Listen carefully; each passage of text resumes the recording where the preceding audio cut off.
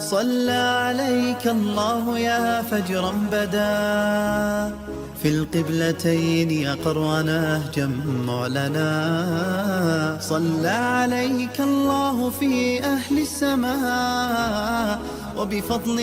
شوہر اٹھتا ہے اور اپنی بیوی کو بھی بیدار کرنے کی کوشش کرتا ہے، اللہ کی بندی اٹھ اور اللہ کے حضور سجدہ ریزی کر لیں. وہ رحمتوں کے بٹنے کے لمحے ہیں، دعاؤں کی قبولیت کی گھڑیاں ہیں، انوار اترتے ہیں ان لمحوں میں، رزق بڑھتا ہے ان لمحوں میں. تو وہ اٹھتا ہے اور اپنی بیوی کو بھی بیدار کرنے کی کوشش کرتا ہے. سارے دن کی تھکی ہوئی خاتون اٹھ نہیں پاتی تو خیر وہ خود وضو کرنے چلا جاتا ہے، لیکن اس کے دل میں بے چینی ہوتی ہے کہ یہ بھی کبھی اٹھ کے اللہ کے حضور سجدہ ریز ہو جائے تو کیسا اچھا لگے. یہ سچی محبت کی علامت ہے. خیر اسے خیال آتا ہے اور وہ پانی کا چلو ساتھ لیے آتا ہے اور اپنی بیوی کے چہرے پہ چھڑک دیتا ہے اور خود مصلی بچھا کے نماز پڑھنے لگ جاتا ہے. بیوی اٹھتی ہے، دیکھتی ہے میرا شوہر نماز میں ہے، تو اسے بھی خیال آتا ہے، اٹھتی ہے جلدی سے، وضو کرتی ہے، مصلی بچھا کے شوہر کے قریب نماز پڑھنے لگ جاتی ہے. ایک طرف شوہر نماز پڑھ رہا ہے، ایک طرف بیوی نماز پڑھ رہی ہے. سحری کے لمحے ہیں، ٹھنڈی ٹھنڈی ہوائیں چل رہی ہیں، انوار اور رحمتوں کی برکھا برس رہی ہے. کوئی دیکھ نہیں رہا، ریا کا شائبہ ہی نہیں، دروازے مقفل ہیں. اور کبھی سجدے میں بیوی ہے، کبھی سجدے میں شوہر ہے، کبھی وہ قیام میں ہے اور یہ رکوع میں ہے، کبھی یہ رکوع میں ہے وہ قعدے میں ہے. دونوں سحری کے وقت اللہ کے حضور سجدہ ریز ہے میاں بیوی. حدیث پاک میں آتا ہے دونوں کو دیکھ کے رب مسکرا رہا ہوتا ہے. اپنی شان کے مطابق اللہ خوش ہو رہا ہوتا ہے کہ میرا بندہ اور میری دہلیز کی باندی کس طرح میرے حضور سجدہ ریز ہیں. اور اگر ان کو پتہ چل جائے نا کہ سجدے میں کتنی رحمتیں اتر رہی ہیں، وہ سجدے سے ساری نہ اٹھائیں. 5 گانا نماز کا شعار بنا لو زندگی میں، کبھی قضا نہ ہونے پائے. اور اگر اللہ نصیب کرے تو سحری کے سجدے بھی زندگی میں شامل کر لو. دیکھنا زندگی کس طرح ٹینشن فری ہوتی ہے. آج ہر بندہ کہتا ہے مشکلیں، اور میاں جس وقت مشکلیں ٹلتی ہیں، جس وقت مصیبتیں زائل ہوتی ہیں، وہ لمحے تو سو کے گزار رہا ہوتا ہے. صبح اٹھ کے نمازی بھی ٹکریں مار کے جلدی جلدی صبح کا وقت گزارنے کی کوشش کرتے ہیں میرے جیسے نکمے لوگ. لیکن صاحب نہیں، وہ وقت تھوڑا سا دیجئے، اس وقت میں بیٹھیے اور اللہ کے حضور سجدہ ریزیوں کا مزاج بنائیے. معراج النبی کا جو خاص تحفہ ہے وہ نماز ہے جو حضور لے کر آئے. اور پھر بارگاہ قدس میں جب حضور حاضر ہوئے، اللہ نے اپنے محبوب کو بہت کچھ دیا تھا. 70,000 اسرار تھے، 70,000 رموز، 70,000 حکایات، اور بہت کچھ دیا. سب کچھ دینے کے بعد کہا محبوب یہ تو میں نے خود دیا، اب تو بتا میں تجھے کس چیز سے نوازوں، تیری اپنی بھی کوئی چاہت ہو. تو محبوب نے جو جواب دیا وہ سنیے. ہم ہوتے نہ جانے ہمیں کوئی اختیار دیا جائے تو کیا مانگ لے. کوئی دولت مانگے، کوئی ثروت مانگے، کوئی شہرت مانگے، لیکن ذرا دیکھیے انتخاب دیکھیے حضور کا، اور پھر اشش کیجیے حضور کے انتخاب پہ. کہا کہ محبوب آپ کی جھولی میں کیا ڈالا جائے، کیا دیا جائے. تو محبوب نے کیا کہا، بنسبتی الیک بالعبودیہ. اے اللہ ساری زندگی میں یہ کہتا رہا کہ تو میرا رب ہے، آج تو بھی تو کہہ دے کہ تو میرا بندہ ہے. مجھے عبد کہہ کے پکار دے. میں نے سجدوں میں کہا تو میرا رب ہے، میں نے قیام میں کہا تو میرا رب ہے، میں نے طائف کے بازاروں میں، مکے کی گلیوں میں کہا تو میرا رب ہے، میں سینے حرم میں کہا تو میرا رب ہے. میرے بدن پہ اوجریاں ڈالی جاتی رہیں، میں نے کہا سبحان ربی الاعلی. میں نے تجھے پکارا اور پتھر برس رہے تھے، میں نے کہا تو میرا رب ہے. میں نے تجھے ہر موقع پہ اپنا رب کہہ کے پکارا، آج تو بھی تو کہہ دے کہ تو میرا بندہ ہے. تو اللہ نے کہا سبحان الذی اسری بعبدہ. تو عبد کہہ کے پکارا. اور عبدیت کا عملی اظہار نماز سے ہوتا ہے. نماز میں جو سرور ہے، نماز میں جو لطف ہے، اور بندگی کا جو مزہ ہے وہ کہیں اور نہیں ہے. حضرت سیدنا غوث اعظم رضی اللہ تعالیٰ عنہ فرماتے ہیں کہ ولایت میں جو سب سے بڑا مرتبہ ہے جو ولی کو نصیب ہو جاتا ہے وہ مقام بندگی نصیب ہوتا ہے. وہ عبودیت کا مقام ہے جو بندے کو نصیب ہوتا ہے. تو یہ بندے کے لیے معراج ہے. اسی لیے کہا گیا صلاۃ معراج المومنین، نماز مومن کی معراج ہے. حضور تو وہاں تک پہنچے جہاں کسی کا تخیل بھی نہیں پہنچ سکتا، لیکن بندہ اس معراج کا حصہ لینا چاہے اور اس کی برکتیں سمیٹنا چاہے تو پیشانی سجدے میں رکھتے عبد سے بات کی. اور وہاں بھی دیکھیے سبحان الذی اسری بعبدہ، یہاں بھی عبد کا لفظ بولا گیا، یہ اس لیے کہ اتنی قربتیں نصیب ہوئی تو کوئی وہم میں مبتلا نہ ہو جائے۔ جس طرح نصارہ نے حضرت عیسیٰ کی عظمتوں کو دیکھ کر کے انہیں ابن اللہ کہہ دیا، تو یہاں کوئی اشتباہ کا شکار نہ ہو جائے، کہا دیکھو اتنی قربتوں کے باوجود عبد عبد رہا، معبود معبود رہا۔ عبد اور معبود کے درمیان جو فاصلہ تھا وہ مٹا نہیں، وہ برقرار رہا، لیکن ملاقات بھی ہوئی، قربت کی بھی انتہا ہو گئی، لیکن اس کے باوجود عبد اور معبود کا باہمی فرق بھی باقی رہا، اور اس نے اپنے بندہ خاص کو بہت کچھ عطا کیا، جھولیاں بھر دی۔ حضور بارگاہ ازدی میں حاضر ہوئے تو عرض کی التحیات للہ والصلوات والطیبات، کہ مالک میری جانی مالی بدنی ساری عبادتیں تیرے لیے۔ یہ معراج کی حکایت ہے جو ہم تشہد پڑھتے ہیں، اپنا سب کچھ اللہ کے حضور پیش کیا، اور اللہ تعالیٰ جل شانہ نے اپنے محبوب کو فرمایا السلام علیکہ ایہا النبی ورحمۃ اللہ وبرکاتہ۔ تو سلام اور رحمتیں اور برکتیں محبوب پہ نازل ہوئیں، اور سلامتیوں کا یہ وعدہ حضور کی امت کے حصے میں بھی آیا جب حضور نے جواب دیا السلام علینا وعلی عباد اللہ الصالحین، یہ سلامتی ہمارے لیے اور نیک صالح اللہ کے جتنے بھی بندے ہیں سب کے لیے۔ تو حضور نے گناہگاروں کا ذکر اپنی آغوش میں لے کر کے کیا، جمع کے صیغے کے ساتھ السلام علینا وعلی عباد اللہ الصالحین، صالحین کا ذکر کیا، لیکن علینا کے اندر جو جمع کی ضمیر ہے اس میں گناہگاروں کو بھی سمیٹ لیا۔ اللہ اکبر، یہ حضور کی شان ہے، حضور نے گناہگاروں کو کبھی بھی تنہا نہیں چھوڑا ہے۔ معراج کی ان خلوتوں میں پہنچ کر بھی گناہگاروں کو اپنے دامن میں سمیٹ لیا، اور حشر کا دن بھی ہوگا تو حضور گناہگاروں کو اپنے دامن میں سمیٹ لیں گے۔ میرے امام بولے پیش حق مجدہ شفاعت کا سناتے جائیں گے، آپ روتے جائیں گے ہم کو ہنساتے جائیں گے، وسعتیں دی ہیں خدا نے دامن محبوب کو، جرم کھلتے جائیں گے اور وہ چھپاتے جائیں گے۔ تو وہ عبد خاص نے وہاں پہنچ کر کے بھی گناہگار امت کو یاد رکھا، اور امت کی بخشش اور امت کی مغفرت، اللہ کے حضور اس کی گزارشیں کی، اور معراج اس امت کے لیے ایک بہت بڑا انعام ہے۔ حضور کی بلندیاں، حضور کا عروج، آقا کی عظمتوں کا بانکپن تو ہے، اس کو نہیں چھینتا، آب و دانہ بند نہیں کرتا، سورج کو حکم نہیں کرتا کہ اس کے آنگن میں روشنی نہیں پھیلانی، چاند کو نہیں روکتا کہ تیری کرنیں اس کے ویڑے میں نہیں پڑنی چاہیے، بلکہ اللہ جب کسی سے ناراض ہوتا ہے سجدوں کی توفیق چھین لیتا ہے۔ سجدوں کی توفیق چھن گئی تو پھر سمجھو اللہ ناراض ہے، اللہ راضی نہیں ہے۔ اور اگر سجدوں کی توفیق نصیب ہو جائے، کسی نے واصف علی واصف مرحوم سے پوچھا تھا کہ کیسے ہمیں پتہ چلے گا کہ ہماری نماز قبول ہو گئی ہے، تو انہوں نے کہا تھا ایک نماز کے بعد دوسری عطا ہو جائے تو سمجھ لو پہلی قبول ہو گئی ہے۔ تو نمازوں کا نصیب ہونا یہ اللہ کی رضا اور اللہ کی خوشنودی کی دلیل ہے، اور سجدوں کی توفیق کا چھن جانا یہ اللہ کی ناراضگی کی دلیل ہے۔ میں اور آپ دیکھیں کہ ہم کہاں کھڑے ہیں۔ دیکھیے دولت تو کفار کو بھی ملتی ہے، اللہ دولت اسے بھی دیتا ہے جس سے راضی ہے، اسے بھی دیتا ہے جس سے نہیں راضی، لیکن سجدوں کی توفیق اسے ہی دیتا ہے جس پہ وہ راضی ہے۔ تو 5 گانا نماز شعار زندگی بنا لیجئے، نماز قضا نہ ہونے پائے۔ قیامت کے دن بے نمازی اس صف میں کھڑا ہوگا جس صف میں نمرود کھڑا ہوگا، جس صف میں حامان کھڑا ہوگا، قارون کھڑا ہوگا، شداد کھڑا ہوگا۔ مجھے بتائیے ہم میں سے کوئی یہ گوارہ کرتا ہے ہم اس صف میں کھڑے کر دیے جائیں جہاں دشمنان خدا کھڑے ہوں؟ آج کوئی نماز پڑھے یا نہ پڑھے، حشر کے دن حکم ہوگا کہ اللہ کے حضور سجدہ کرو، ہر کوئی سجدہ کرنا چاہے گا، جو نہیں پڑھتا وہ بھی کرنا چاہے گا، لیکن بے نمازی کی کمر اکڑ جائے گی، وہ آرزو رکھنے کے باوجود سجدہ نہیں کر پائے گا۔ قرآن بتاتا ہے کچھ لوگ جہنم کو دھکیلے جا رہے ہوں گے، انہیں کچھ لوگ پوچھیں گے ما سلککم فی سقر، تم جہنم کو کیوں جا رہے ہو، کیا ہوا تمہیں؟ تو وہ جواب میں کیا کہیں گے؟ لم نکو من المصلین، ہم نماز نہیں پڑھا کرتے تھے۔ سب سے پہلا حساب قیامت کے دن جو بندے سے لیا جائے گا وہ نماز کا لیا جائے گا۔ پہلا سوال بندے سے یہ ہوگا۔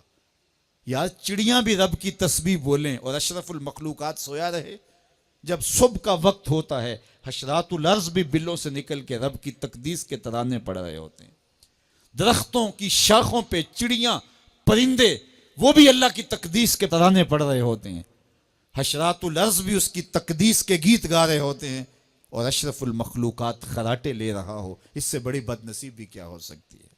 آئیے 5 گانا نماز شعار زندگی بنا لے۔ اس مجلس میں اگر کوئی بے نمازی ہے تو آج عزم مصمم کر کے یہاں سے لوٹے کہ آج کے بعد نماز نہیں چھوڑوں گا، اور اگر آپ 5 گانا نماز کی عادت رکھتے ہیں تو آپ کو مبارک ہو، لیکن یہ عزم کر کے جائیے اپنے گھروں میں، اپنے اعزاء و اقرباء اور اپنے دوستوں میں اس زور سے تلقین اور تاکید کریں گے نماز کی کہ وہ پکے نمازی بن جائیں گے۔ بندہ بندگی سے سجتا ہے، زندگی آمد برائے بندگی، زندگی بے بندگی شرمندگی۔ اگر زندگی میں بندگی نہیں تو زندگی کے پلے ہے کیا؟ علماء نے لکھا ہے کہ یہ سارے درخت حالت قیام میں ہیں، چوپائے حالت رکوع میں ہیں، مینڈک تشہد میں ہیں، اور حشرات الارض سجدے میں ہیں، اور انسان اشرف المخلوقات ہے۔ اس کی عبادت میں درختوں کا قیام بھی رکھا گیا، اور رکوع بھی رکھے گئے، اور سجدے بھی رکھے گئے، اور قعدے بھی رکھے گئے، اس لیے تاکہ اس کی عبادت تمام مخلوقات کی عبادات کی جامع بن جائے۔ لیکن یہ اس کے باوجود اللہ کے حضور سجدہ ریز ہونا پسند نہ کرے تو بتائیے کیسے رحمتیں اس کے اوپر اتریں گی؟ خوش نصیب تو وہ ہیں جو 5 گانا نماز ادا کرنے کے بعد تہجد بھی قضا نہیں ہونے دیتے، سجدوں سے اللہ کے حضور حاضری پیش کرتے ہیں۔ سب سے زیادہ بندہ اللہ کے اس وقت قریب ہوتا ہے جب سجدے میں سر رکھا ہوا ہوتا ہے۔ انسان کے اشرف اعضاء اس کے سر میں ہیں، بولنے کی قوت زبان سر میں، دیکھنے کی قوت آنکھیں سر میں، سونگنے کی قوت ناک سر میں، چکھنے کی قوت زبان سر میں، سننے کی قوت کان سر میں، سوچنے کی قوت دماغ سر میں، اور سر مالک کے در پہ۔ ناک بھی رگڑ رہا ہے، پیشانی بھی رگڑ رہا ہے، اور زبان سے کیا کہہ رہا ہے؟ سبحان ربی الاعلی، مالک مجھ سے نیچے کوئی نہیں، تیرے سے بالا کوئی نہیں۔ انسان کو بندگی کا ذوق جب نصیب ہو جاتا ہے، جب اس کے حضور بندہ جھکنے لگ جاتا ہے تو پھر وہ کسی کے آگے نہیں جھکتا۔ وہ ایک سجدہ جسے تو گراں سمجھتا ہے، 1000 سجدے سے آدمی کو دیتا ہے نجات۔ قرآن میں فرماتا ہے ما کذب الفؤاد ما رأى، جو آنکھ نے دیکھا دل نے اس کی تکذیب نہیں کی بلکہ اس کی تصدیق کی۔ تو مطلب کیا کہ قلب مصطفیٰ نے جمال الہی پہلے دیکھا تھا، آنکھ نے آج دیکھا تھا۔ تو آنکھ نے دل سے پوچھا یہ وہی ہے جو درد بن کے دل میں رہتا تھا، جس کی تمنائیں بے تاب رہتی تھیں، جس کے لیے راتوں کے رت جگے تھے، جس کے لیے سحری کے سجدے تھے، جس کے لیے خلوت میں توبہ کے آنسو تھے؟ کیا یہ وہی ہے؟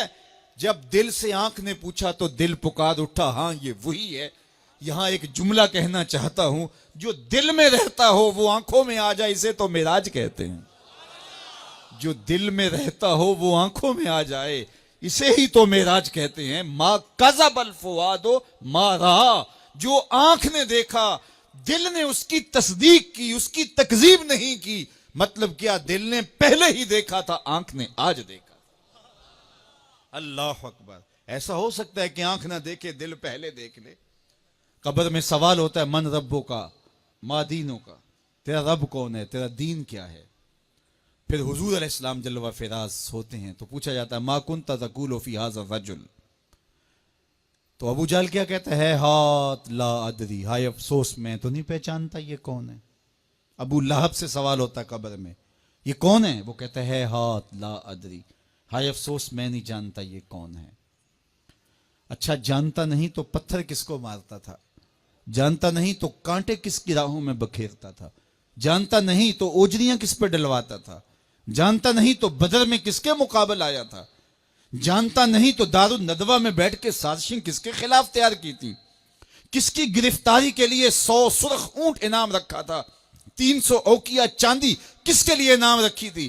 لیکن کہتا ہے ہاتھ لا ادری، ہائے افسوس میں نہیں جانتا۔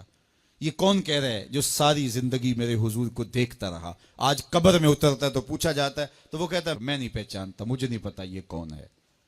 اور 14 صدیاں گزرنے کے بعد ایک مومن قبر میں اترتا ہے، فرشتے پوچھتے ہیں علم الدین بتا یہ کون ہے؟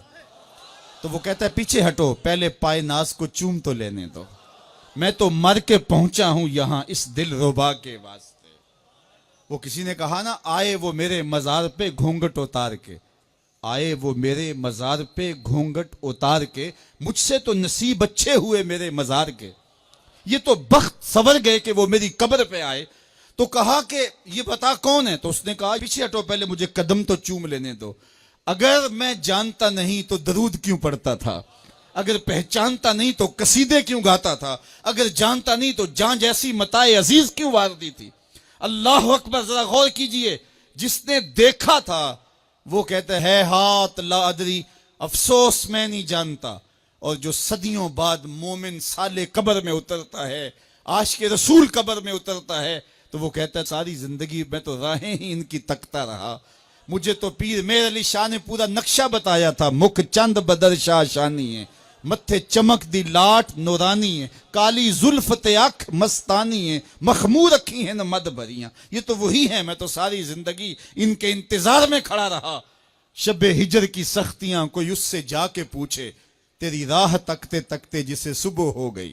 کہا میری تو زندگی گزر گئی ان کی راہیں تکتے ہوئے, ان کا انتظار کرتے ہوئے. اچھا جس نے دیکھا وہ پہچان نہیں رہا, اور جس نے نہیں دیکھا وہ پہچان رہا ہے. اقبال بولے در دل مسلم مقام مصطفیٰ است, آبروئے ماز نام مصطفیٰ است. کہا مومن کے دل میں ڈیرے ہی حضور کے ہوتے ہیں.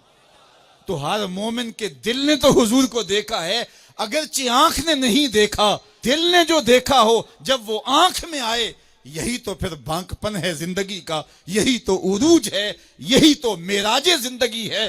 اس لیے قلب مصطفیٰ نے تو پہلے دیکھا تھا, آنکھ نے آج دیکھا. آنکھ نے دل سے پوچھا کیا یہ وہی ہے؟ ما کذب الفؤاد ما رأى. اللہ قرآن میں فرماتا ہے جو آنکھ نے دیکھا دل نے اس کی تکذیب نہیں کی. ذرا آگے بات کیجئے. افتمارونہ علی ما یری, کہا تم اس بات پہ بحث کر رہے. مسجد حرام سے مسجد اقصی تک حضور براق پہ گئے. مسجد اقصی سے پہلے آسمان تک نور کی سیڑھی پہ گئے. پہلے آسمان سے لے کر کے 7ویں آسمان تک فرشتوں کے پروں پہ گئے. 7ویں آسمان سے لے کے سدرہ تک جبریل امین کے پروں پہ گئے.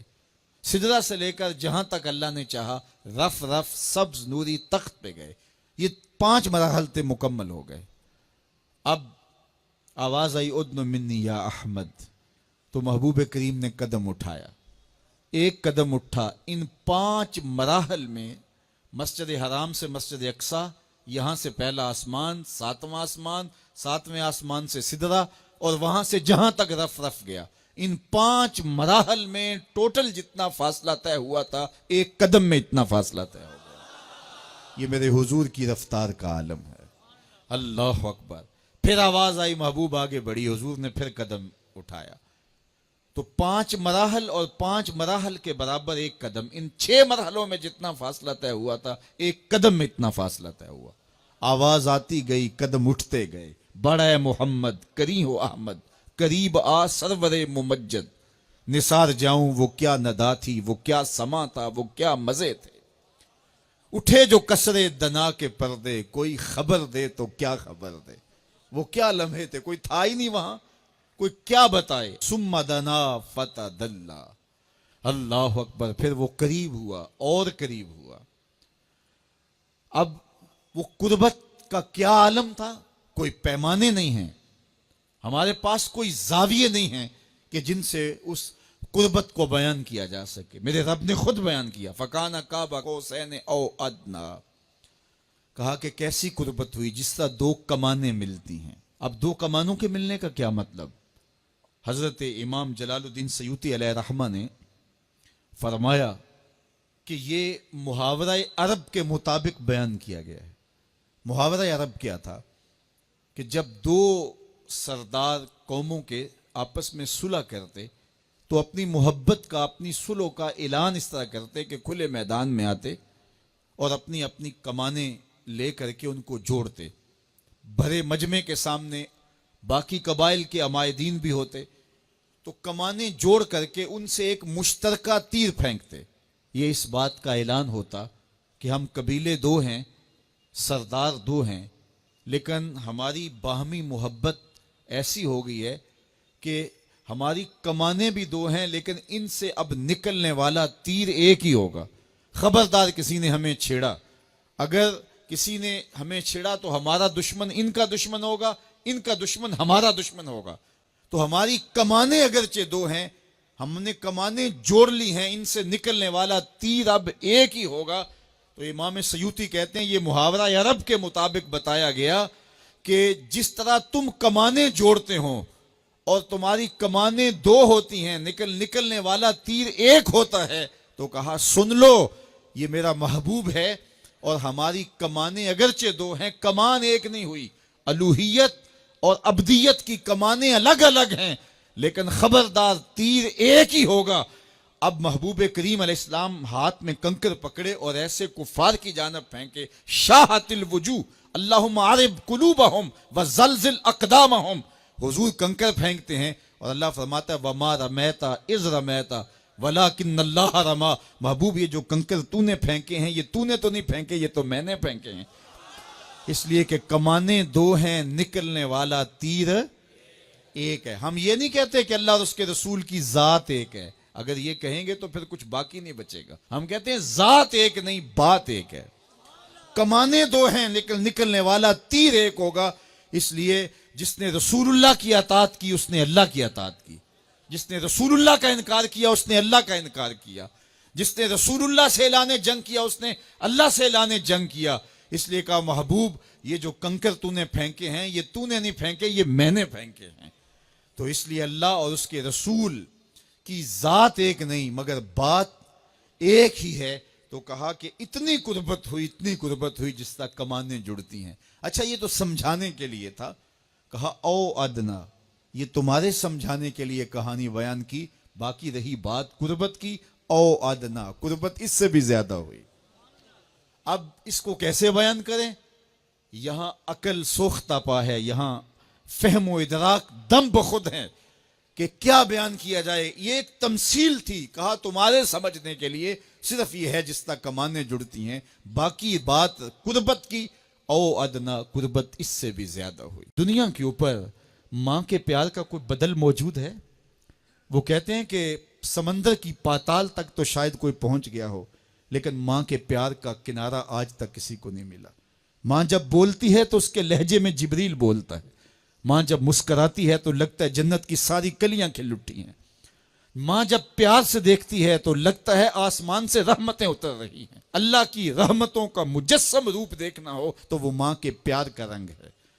اولاد کے لیے اس کے سینے میں دھڑکتا ہوا دل اور محبتوں کا آباد جہان. ایک شاعر ہوا تابش، اس نے تو قیامت ڈھا دی نا کہ ایک مدت سے میری ماں نہیں سوئی تابش، میں نے ایک بار کہا تھا مجھے ڈر لگتا ہے. یہ ماں کے پیار کا روپ ہے. مجھے بتائیے ماں اولاد سے اتنا پیار کیوں کرتی ہے؟ دکھ جھیل لیتی ہے. اولاد کا پیٹ پالنے کے لیے کسی کے گندے برتن بھی مانجنے پڑیں تو ماں اس سے بھی گریز نہیں کرتی. شہر میں آ کر پڑھنے والوں بھول گئے ہو کس کی ماں نے کتنا زیور بیچا ہے. مائیں اولاد کے لیے کتنے دکھ جھیلتی ہیں، کتنی تکلیفیں جھیلتی ہیں. ان کا نور نظر جب کامیاب ہو کر کے آتا ہے تو وہ چہرے کی بلائیں لیتی ہیں، پھولے نہیں سماتی. ماں کو، باپ کو اولاد سے اتنا پیار کیوں ہے؟ تو آپ ایک ہی جواب دیں گے، اس لیے کہ ماں نے اولاد کو جنم دیا ہے. جس ماں نے جنم دیا ہے وہ اتنا پیار کرتی ہے تو جس رب نے خلق کیا ہے وہ کتنا پیار کرتا ہوگا. جنم دینے والی کا پیار کسی ترازو پہ نہیں تولا جا سکتا، تو جس نے خلق کیا اس کے پیار کا عالم کیا ہے. تو وہ خود پکار کے کہتا ہے اللہ زی خالقہ کا، کیوں مجھ سے بھاگ رہا ہے، میں تیرا خالق لگتا ہوں. ماں کو چھوڑ کے بچہ بھاگے نا تو ماں کہتے پتر اتنی ٹھنڈی چھاؤں کہیں نہیں ملے گی، آجا پلٹ کے، زمانے کی ٹھوکریں تجھے مار دیں گی، آجا زمانے کی دھوپ تجھے جلا دے گی. مالک بھی کہتا ہے او بھاگنے والے آجا پلٹ کے، میں تیرا رب لگتا ہوں، میں تیرا خالق لگتا ہوں.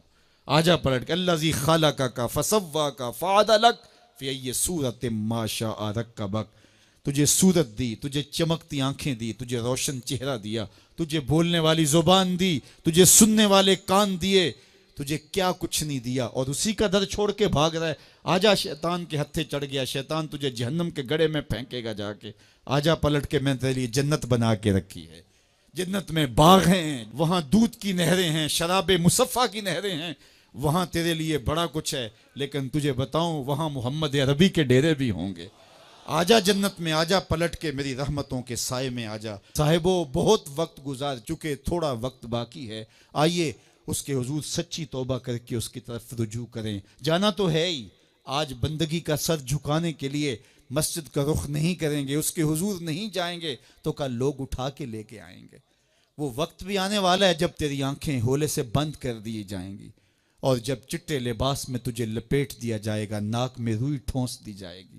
وہ لمحے ہوں گے جب غسال تجھے چاہے ادھر پلٹ دے چاہے ادھر پلٹ دے، تو یہ کہہ بھی نہیں سکے گا کہ مجھے یوں کیوں پلٹ رہے ہو۔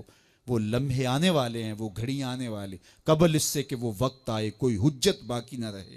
آج میرے پاس بھی وقت ہے، آج آپ کے پاس بھی وقت ہے۔ آج کا پچھتاوا کل کی بہتری کی ضمانت بن سکتا ہے، کل کا پچھتاوا سوائے حسرت بڑھانے کی اور کچھ نہیں ہو سکتا۔ ہم سمجھتے ہیں اس دنیا سے ہم نے جانا ہی نہیں، بیٹھ ہی رہنا ہے ہم نے، ہماری منصوبہ بندیوں میں موت کہیں رکھی نہیں ہوئی۔ یہ پلازا بنانا ہے، یہ مارکیٹ خریدنی ہے، اتنی جائیدادیں اور زمینیں لینی ہیں، یہ راستے میں گھات لگائے صاحب کہیں موت بھی کھڑی ہے۔ جب تو جائے گا تو سب کچھ یہیں پڑا رہ جائے گا۔ وہ جو تو نے گھر بنایا اس میں تجھے ایک رات بھی نہیں رکھیں گے، وہ تجھے اپنے ہاتھ سے غسل دینے کے لیے بھی آمادہ نہیں ہوں گے۔ ڈر لگتا ہے انہیں اب تیرے سے، لباس بھی پھاڑ کے اتاریں گے۔ جاندی واری ڈرونا بنیو تے ہاتھ نہ لاندے ڈر دے، جنہ لئی تو پاپ کمائے اج کتھے نہیں تیرے کر دے۔ وہ کہاں چلے گئے؟ قبل اس سے کہ وہ وقت آئے، وہ بندہ مان جائے پھر ہاتھ کاٹے۔ قیامت کے دن بندہ کہے گا مالک ایک دفعہ بھیج، سجدے سے ساری نہیں اٹھاؤں گا، صدقہ کروں گا، یہ کروں گا، وہ کروں گا۔ لیکن کہا جائے گا نہیں، تجھے بڑا موقع دیا، تیرے پاس مسلح آئے، تیرے پاس عالم آئے، تیرے پاس کتابیں نازل ہوئی، نبی آئے، پیغمبر آئے، رسول آئے، تیرے سامنے جنازے اٹھے، روز ڈوبتا سورج تجھے کچھ بتاتا تھا، لیکن تو نے کسی سے عبرت حاصل نہ کی اور زندگی آوارگی میں گزاری۔ آج تیرے لیے کچھ نہیں ہے اور تجھے پلٹ کے نہیں جانا بلکہ اپنے اعمال کی سزا کاٹنی ہے۔ پھر پچھتانے سے بہتر نہیں کہ آج پچھتا لے، اپنی مختصر سی زندگی کو اللہ کی راہ پہ لے آئیں۔ آج موقع ہے، آج فرصت ہے، آج ساوی نے کھلے راوی نے انج ٹوک نوکھڑے ٹکڑے نہیں، ٹر پویں تے پینڈے مک جاندے کار بیٹھیاں فاصلے مکنے نہیں۔ آج وقت ہے، آج فرصت ہے، اس فرصت کو غنیمت سمجھیے اور اپنی زندگی مالک کے چوکھٹ پہ لگا دیے۔ اس کی رحمتیں آواز دے رہی ہیں، یا ایھا الانسان ما غرک بربک الکریم، او بھاگے ہوئے انسان آجا پلٹ کے، تیرا رب بڑا ہی کریم ہے۔ آجا آجا، تو نے پھر بھی تو آنا ہی ہے، پھر جو منہ چھپا